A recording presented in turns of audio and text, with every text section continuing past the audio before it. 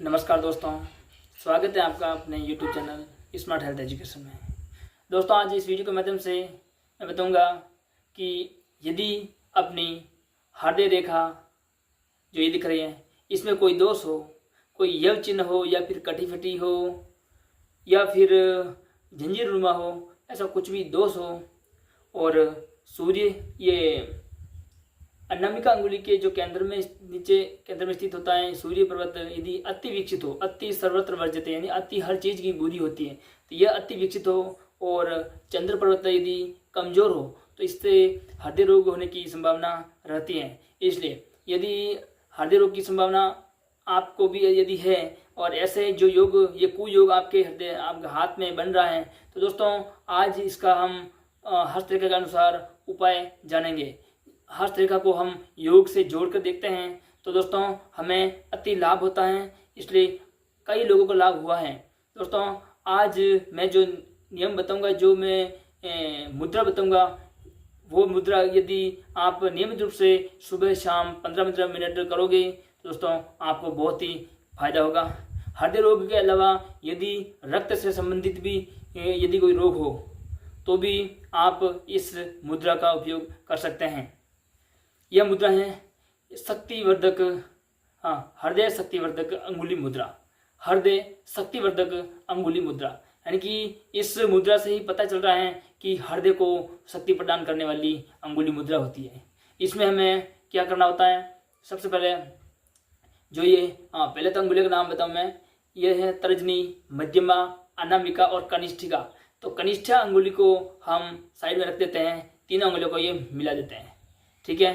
कनिष्ठिका अंगुली को साइड में रखनी है, दोनों हाथों में कनिष्ठिका अंगुली को साइड में रखकर तीनों अंगुलियों को मिलाकर अब हमें इस अंगुलियों को अंगूठे से मिला देना है और ये अंगुली कनिष्ठिका अंगुली को हमें साइड में ही रखनी है। किसी भी मुद्रा में अगर हम अंगुलियों से अंगूठे को प्रेस नहीं करेंगे तो वो मुद्रा अधूरी रह जाती है, इसलिए हमें कुछ प्रेशर लगाना है। इस प्रकार बैठना है और कनिष्ठिका अंगुली सीधी और साइड में अलग रहे, ठीक है। और यदि आप पद्मासन में बैठ सकते हो तो पद्मासन लगा सकते हैं। चलो मैं पद्मासन लगा सकता हूँ, मैं पद्मासन लगा देता हूँ। यदि आप पद्मासन नहीं लगा सकते हैं तो आप सुखासन में भी यह आसन कर सकते हैं। जो यह मुद्रा है यह हृदय शक्तिवर्धक मुद्रा।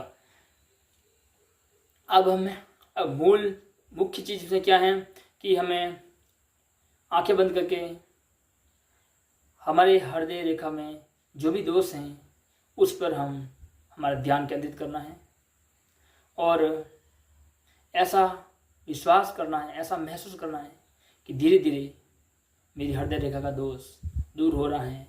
यदि हृदय रेखा पर यह चिन्ह है या फिर कटी फटी है या फिर झंझीरनुमा है तो ऐसा हमें महसूस करना है कि धीरे धीरे हृदय रेखा स्पष्ट हो रही है, यह गायब हो रहा है, झंझीरनुमा है वो भी गायब हो रही है, कटी हुई भी वापस जुड़ रही है।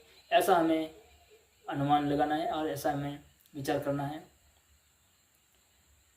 और सूर्य पर्वत अति विकसित है, यह भी धीरे धीरे सामान्य पर आ रहा है और चंद्र पर्वत विकसित हो रहा है। ऐसा हमें अनुमान लगाना है और ध्यान को केंद्रित रखना है और ऐसा विचार करते हुए हमें ओमकार की ध्वनि निकालनी है। या फिर आप ओमकार की ध्वनि निकाल सकते हैं या फिर आप लंबी लंबी गहरी सांस ले सकते हैं और छोड़ सकते हैं। सबसे पहले लंबी सांस, गहरी सांस लीजिए,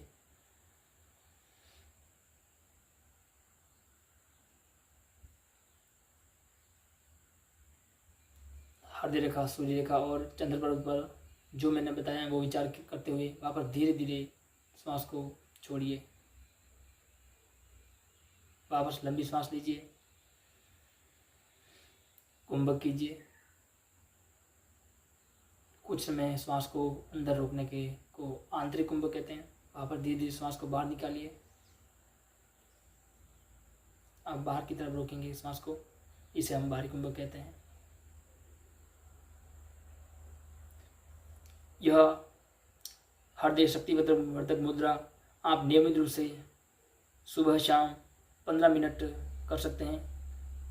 ऐसा अगर आप मात्र 1 महीना या 1.5 महीना तक नियमित रूप से आपने कर लिया तो दोस्तों आश्चर्यजनक फायदा होगा और स्वतः ही हृदय रेखा का दोष दूर होता नजर आएगा और सूर्य पर्वत जो अति विकसित है तो सामान्य होने लगेगा, चंद्र पर्वत विकसित होने लगेगा।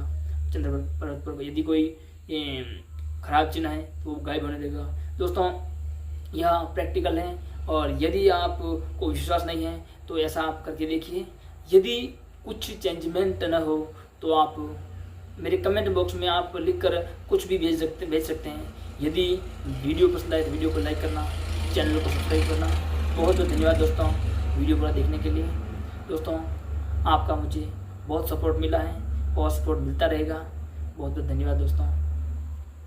आपके भाई को सपोर्ट कीजिए और वीडियो को लाइक कीजिए और चैनल को सब्सक्राइब जरूर कीजिए। बहुत बहुत धन्यवाद।